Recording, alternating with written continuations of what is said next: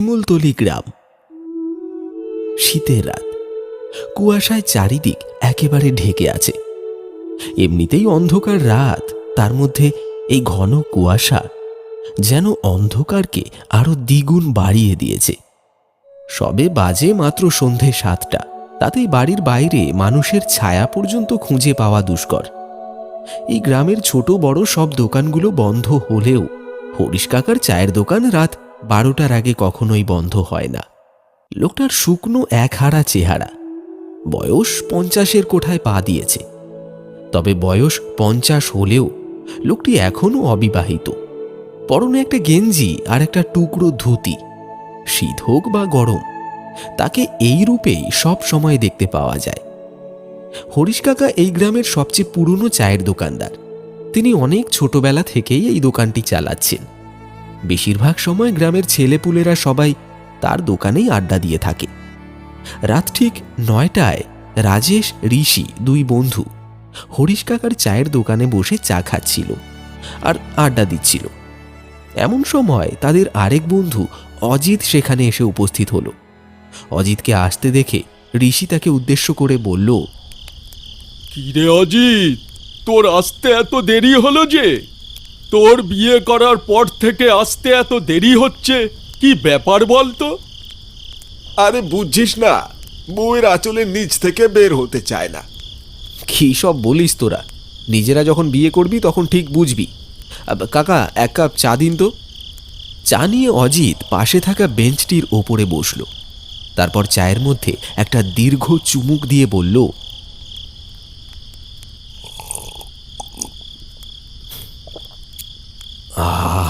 হরিশ কাকা, চাটা কিন্তু বেশ বানিয়েছো। হরিশ কাকার চা বরাবরই খুব ভালো হয়, সেটা সবাই জানি। তুই কথা ঘোরাচ্ছিস কেন সেটা বল। তুই বউকে বেশি ভয় পাস নাকি ভূতকে? বউকে তো ভয় পাই না, বাকি থাকলো ভূত।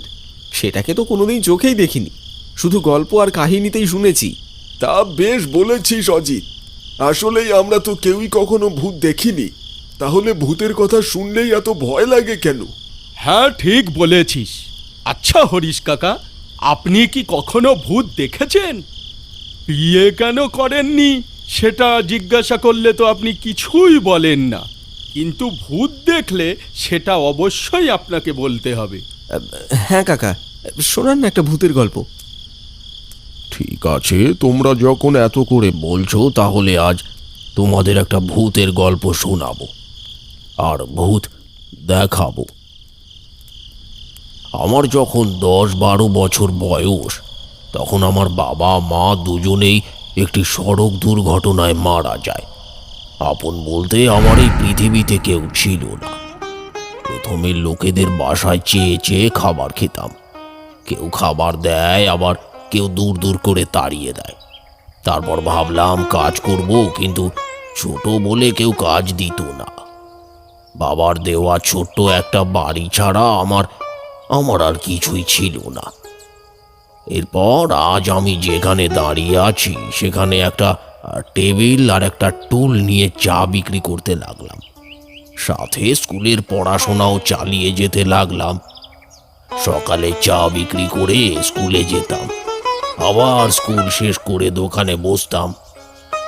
অত্যন্ত অসহায় মানুষগুলো যে নিজের চেষ্টায় কিছু করতে পারে, সেটা এই নিষ্ঠুর সমাজকে আমি দেখিয়ে দিতে চেয়েছিলাম। আমি যখন 8ম শ্রেণী থেকে 9ম শ্রেণীতে সবে মাত্র উঠেছি, তখন নীরু নামে একটি মেয়ের সাথে আমার পরিচয় হয়। পরিচয় বললে ভুল হবে, মেয়েটি আমার সাথে একই স্কুলে পড়তো। আমি সেদিনের আগে মেয়েটির দিকে হয়তো কখনো খেয়াল করে দেখিনি। নীরুও আমার মতন অত্যন্ত অসহায় ছিল। তার মামাই তাকে ছোট থেকে বড় করেছে। সেদিন মেয়েটি আমার দোকানের সামনে দাঁড়িয়ে আমাকে একটা ডাক দিল। এই যে শুনছো? তার দিকে চোখ পড়তেই আমার বুকের ভেতরের মেশিনটা যেন হাই স্পিডে ঘুরতে লাগলো। তার ঘন কালো চুলগুলো মুখের ওপর দুলছিল, আর তার ভ্রুর মাঝখানের টিপ যেন তার সৌন্দর্যকে আরো বাড়িয়ে দিয়েছিল। আমাকে ডাকছিলে? হ্যাঁ, বলছিলাম স্কুলে যাবে না? চলো দুজনে একসাথে যাই। আমি যেন এমন একটা প্রস্তাবের জন্য প্রস্তুত ছিলাম না, তাই আমতা আমতা করে নীরুকে বললাম। হ্যাঁ হ্যাঁ, যাব। ঠিক আছে, চলো যাই। এতটাই অবাক হয়েছিলাম যে দোকান খোলা রেখেই নীরুর সাথে সেদিন স্কুলে চলে যাই। এরপর থেকে নীরু প্রতিদিন সকালে আমার চায়ের দোকানে আসতো। দোকানে বসে এক কাপ চা খেয়ে তারপরে আমাকে সঙ্গে নিয়ে স্কুলে যেত। ধীরে ধীরে আমাদের মধ্যে একটা প্রেমের সম্পর্ক তৈরি হয়। আমি নীরুকে যতটা না ভালোবাসতাম, নীরু আমাকে তার চেয়ে অনেক বেশি ভালোবাসতো। জানো তো হরিশ, তোমার হাতের চায়ে জাদু আছে। তুমি এই গেঞ্জি আর ধুতি পরে যখন চা তৈরি করো, তখন তোমাকে দেখতে না দারুণ মিষ্টি লাগে। সব সময় এরকমই থেকো। আমাদের দিনগুলো বেশ ভালোই কাটছিল। স্কুল শেষ করে আমি কলকাতা বিশ্ববিদ্যালয়ে চান্স পাই। ভালো একটা চাকুরির আশায় চলে গেলাম কলকাতায়। নীরুও দ্বিমত করেনি, সেও চেয়েছিল আমি ভালো একটা চাকুরি করে তারপর তাকে বিয়ে করি। এখন যেরকম ফোন আছে, তখন তো আর ফোন ছিল না। আমরা মাঝে মধ্যেই চিঠি আদান প্রদান করতাম। পড়াশোনার চাপে 1 বছর গ্রামে আসতে পারিনি। 1 বছর পরে যখন বাড়িতে ফিরলাম, পথে আমার সাথে দেখা হয় রঘুর। রঘু আমার বাল্য বন্ধু, একসঙ্গেই পড়াশোনা করেছিলাম আমরা। রঘু আমাকে দেখেই বলল, আরে কিরে দোস্ত, কেমন আছিস? এই তো রে, ভালো। তারপর তোর কি খবর বল? আমি ভালো আছি। আচ্ছা দোস্ত, তুই কি নীরুর বিষয়ে কিছু শুনেছিস? আমি তো এখন নীরুর বাড়িই যাচ্ছি। 3 মাস থেকে অনেক চিঠি লিখেছি, কিন্তু সে চিঠির কোনো উত্তর দিচ্ছে না। আরে নীরুর তো বিয়ে হয়ে গেছে পাশের গ্রামের প্রধানের ওই পাগল ছেলেটার সাথে। আর কি কি বলছিস তুই? এই না না না, তুই ভুল কিছু শুনেছিস। আমি এক্ষুনি যাব নীরুর কাছে। আরে হরিশ, আমার কথা তো শোন। আরে দাঁড়া হরিশ, দাঁড়া, আমার কথাটা শোন। রঘুর কথা শুনে আমার মাথায় যেন আকাশ ভেঙে পড়ল। আমার নিঃশ্বাস যেন বন্ধ হয়ে আসছিল। গ্রামের রাস্তা সন্ধে হয়ে এসেছে, আশেপাশে কোনো গাড়ি ঘোড়াও নেই। আমি পাগলের মতন দিশেহারা হয়ে নীরুর শ্বশুর বাড়ির দিকে ছুটলাম। আর বারবার একটা কথাই ভাবছিলাম, নীরু আমার সাথে এটা করতে পারলো? সে তো আমাকে ভালোবাসতো, তাহলে এমন কেন করলো? ছুটতে ছুটতে আমি গ্রাম প্রধানের বাড়ির সামনে এসে দাঁড়িয়ে পড়লাম। দাঁড়িয়ে দাঁড়িয়ে ভাবতে লাগলাম, আমার কি ভেতরে যাওয়াটা ঠিক হবে? না, ওর তো বিয়ে হয়েছে। এখন যদি আমার কারণে আবার শ্বশুর বাড়িতে কোনো গন্ডগোল বাঁধে। অনেক ভেবে আমি সিদ্ধান্ত নেই ফিরে যাব। আর ঠিক সেই সময় আমি দেখি গ্রাম প্রধানের বাড়ির দরজাটি আপনা আপনি খুলে গেল, আর বাড়ির ভেতর থেকে ভেসে আসছিল একটা অতি পরিচিত কণ্ঠের আর্তনাদ। হরিশ, হরিশ, তুমি কোথায়? আমি তখন বাড়ির ভেতরে যাওয়া থেকে নিজেকে আর আটকে রাখতে পারলাম না। আমি ভেতরে প্রবেশ করতেই সবকিছু একদম নিস্তব্ধ হয়ে গেল। রাতের আধারে সব কিছু অন্ধকারাচ্ছন্ন। বাড়িতে কোনো আলো নেই, কোনো আওয়াজও নেই। আমার পায়ের আওয়াজটাই যেন বারবার আমার কানে এসে বাজছিল। আমি নীরুর নাম ধরে চিৎকার করতে লাগলাম। নীরু, তুমি কোথায়? হ্যাঁ দেখো, আমি এসেছি। তুমি ভয় পেও না, বেরিয়ে এসো, আমি তোমাকে নিতে এসেছি নীরু। আমার চিৎকারে এই ভয়ঙ্কর পরিবেশটার কোনো উন্নতি হলো না। আমার কথার কোনো প্রত্যুত্তর ভেসে এলো না। বাড়িটা দেখে মনে হচ্ছিল অনেক দিন ধরে বাড়িটা কেউ পরিষ্কার করেনি।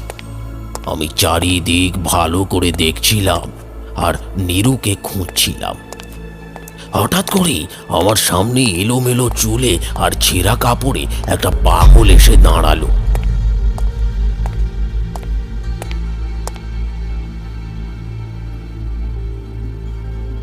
তারপর সে বলল, চলে যা,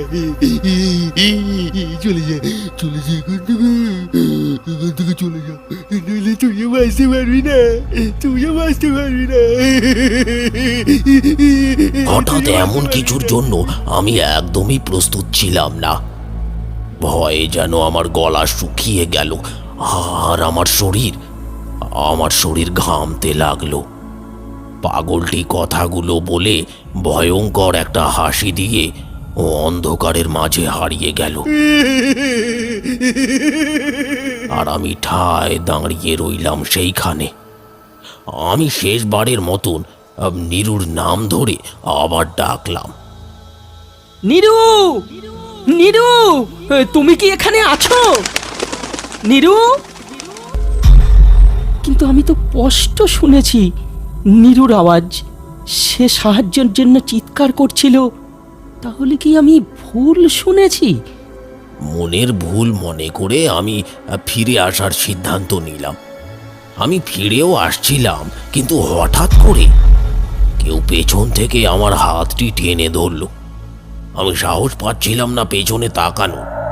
তারপরে নীরু মনে করে সাহস জুগিয়ে আমি পেছন ফিরে তাকালাম। আর তারপরে যা দেখলাম তা দেখে আমি ভয়ে মাটিতে পড়ে যাই। নীরু, তুমি? তোমার এ কি অবস্থা? তোমার এই অবস্থা কে করেছে? বলবো হরিশ, আজ তোমাকে সব বলবো। তোমাকে সব বলবো বলেই তো তোমার পথ চেয়ে বসেছিলাম এতদিন। আজ থেকে প্রায় 7 মাস আগের ঘটনা। আমি সেদিন পোস্ট অফিস থেকে তোমার চিঠি নিয়ে বাড়ি ফিরছিলাম। পথে আমার সাথে দেখা হয় গ্রাম প্রধানের।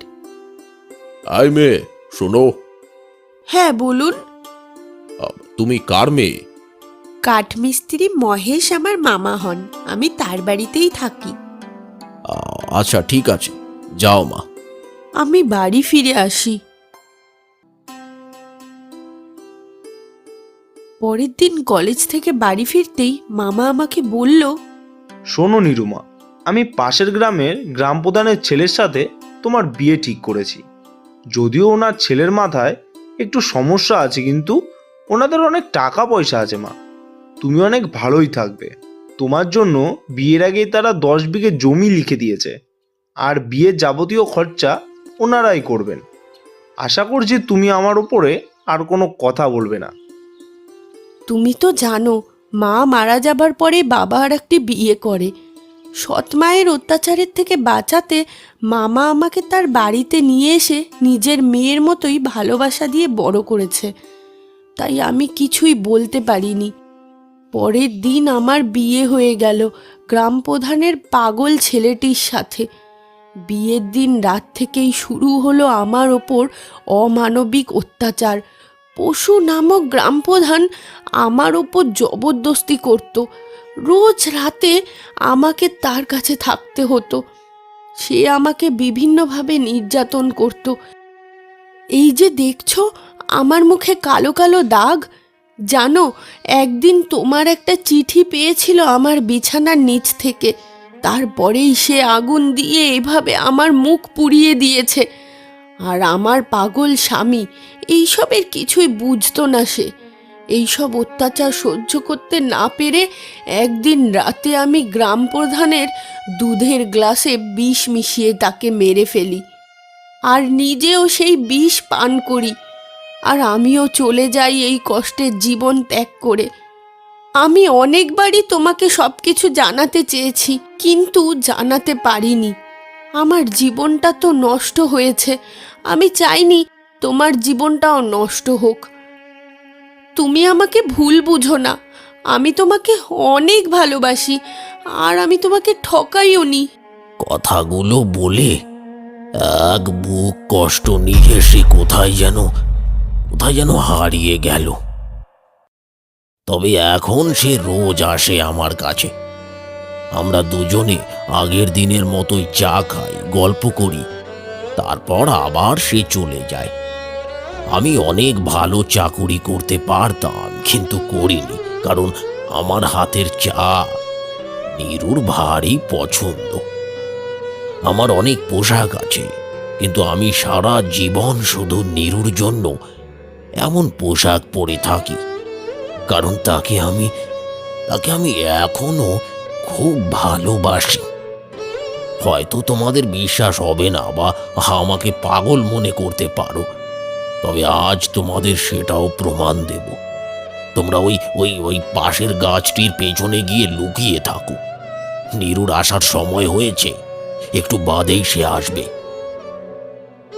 হরিশ কাকার কথা মতো তারা গাছটির পেছনে গিয়ে লুকিয়ে থাকল। খানিকক্ষণ বাদে দেখা গেল সুন্দর একটি মেয়ে হরিশ কাকার চায়ের দোকানে এসে বসেছে।